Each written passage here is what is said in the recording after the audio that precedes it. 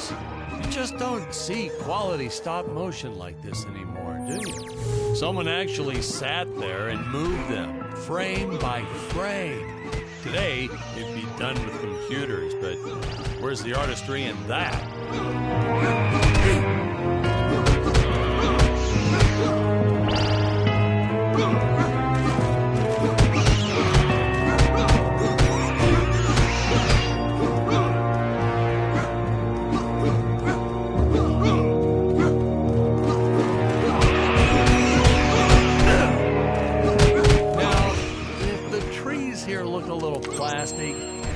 Well, it's because they are.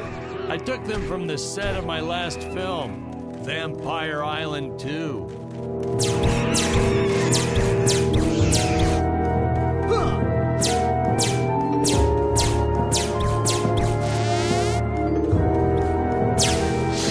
Share of nasty letters from scientists complaining about our portrayal of the dinosaurs. Was news to me. Apparently these stegosauruses weren't meat eaters. Must have preferred shellfish or something. Wow, how do they know? That's what I say.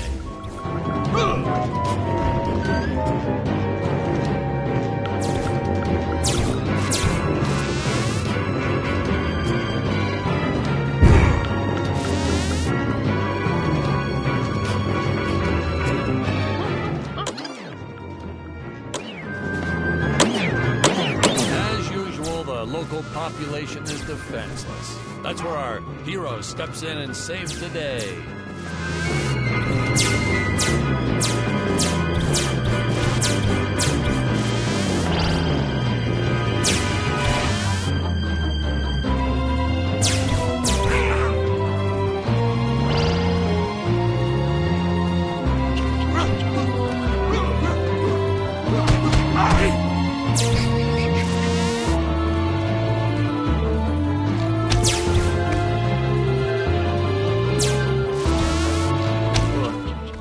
Jonathan through a lot shooting this film.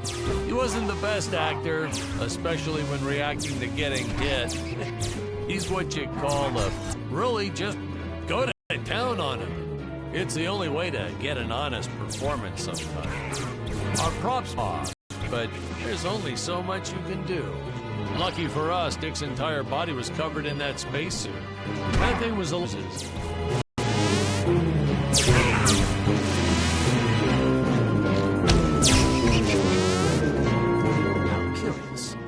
used to be. You'll notice the gold disappears when Dick touches it. We had a deleted scene that explained he's actually teleporting it back to his ship. It's funny, no one ever questioned how Dick was able to walk around with an infinite amount of gold on him.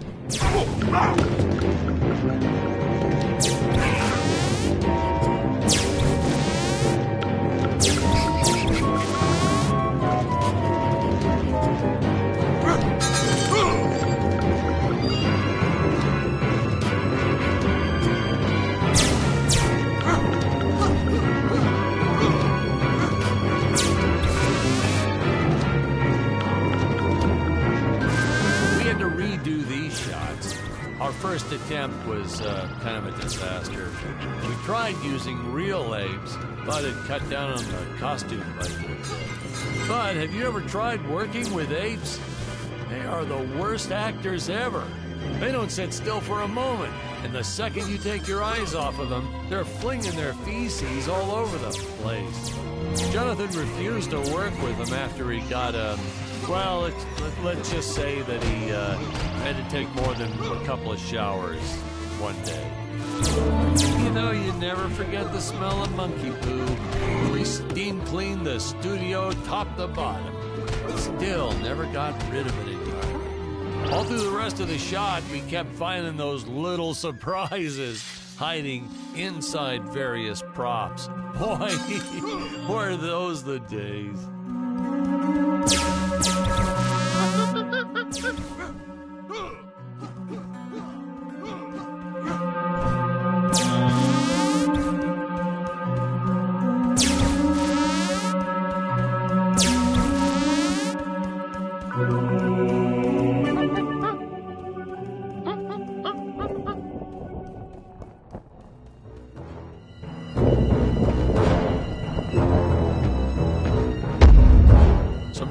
top-notch stop-motion effects, huh?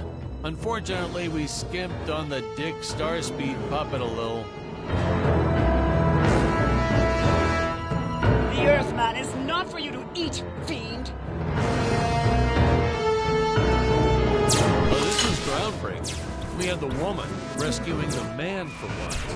We were really ahead of our time with this scene, but then again, I've always been rather progressive.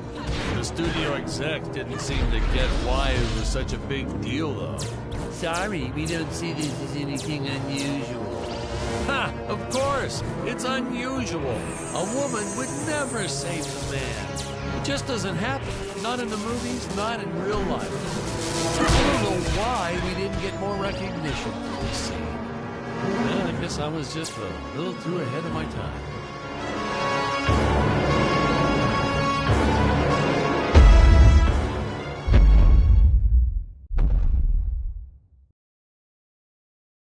We're supposed to be seeing Dick and Scarlett's first dialogue scene here.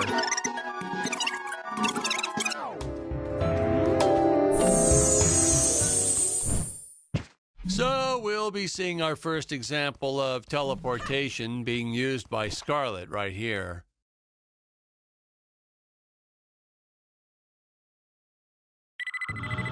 Huh? Where is this place? This is not my father's chambers.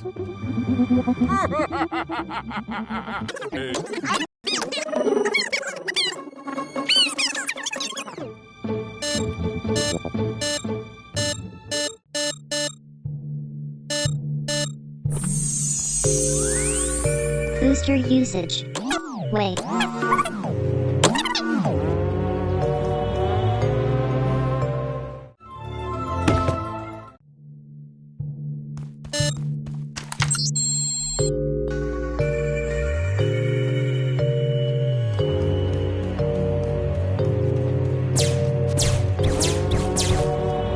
Scarlett didn't quite realize she needed to shoot those energy orbs down below.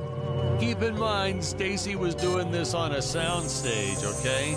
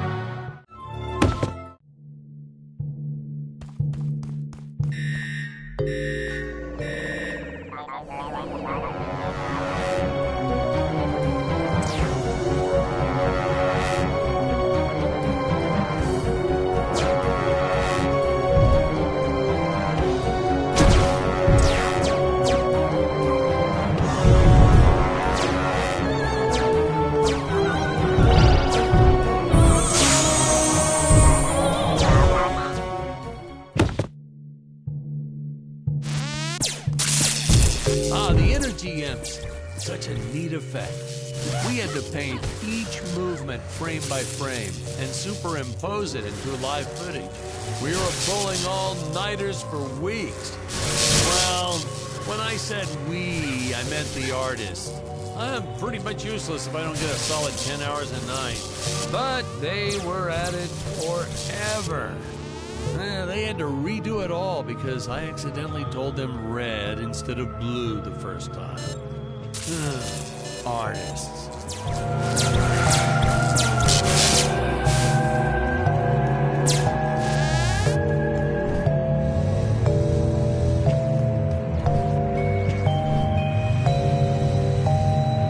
Curses!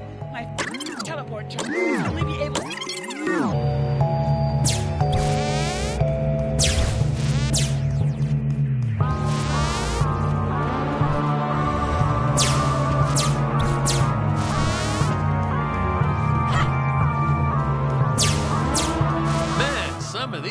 robots are dragging on longer than I remembered.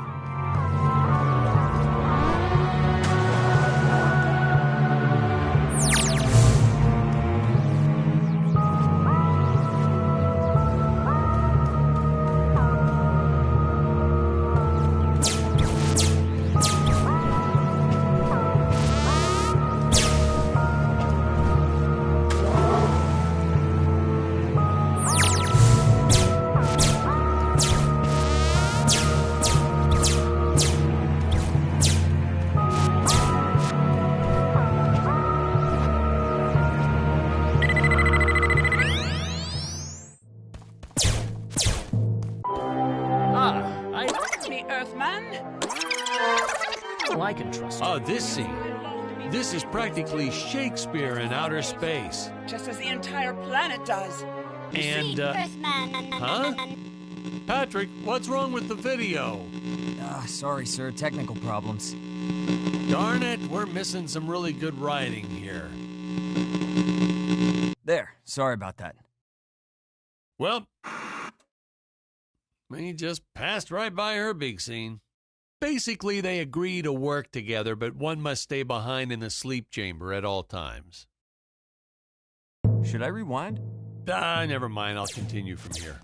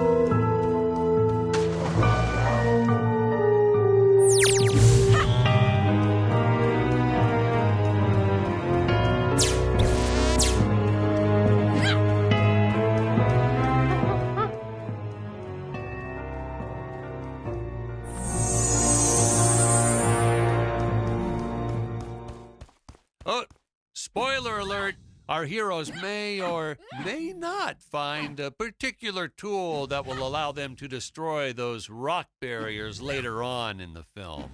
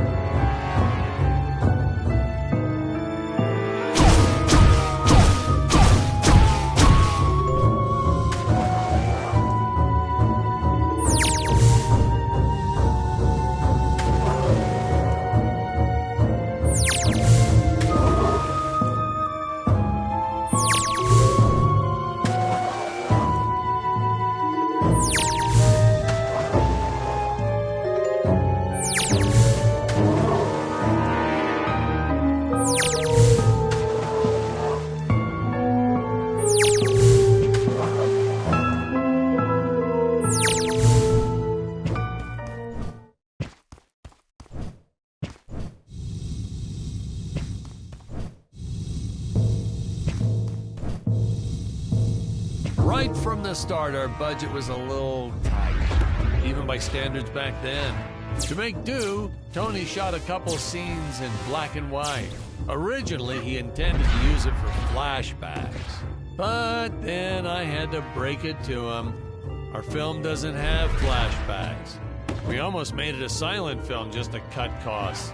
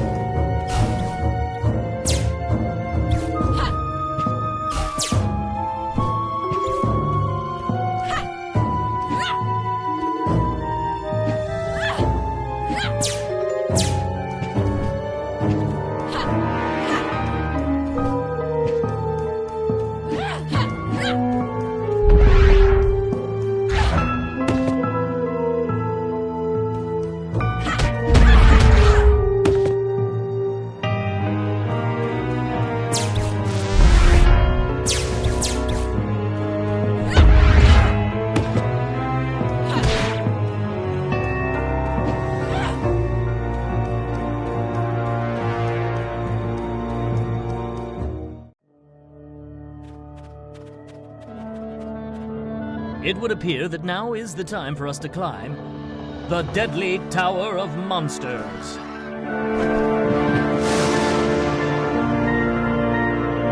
Good script.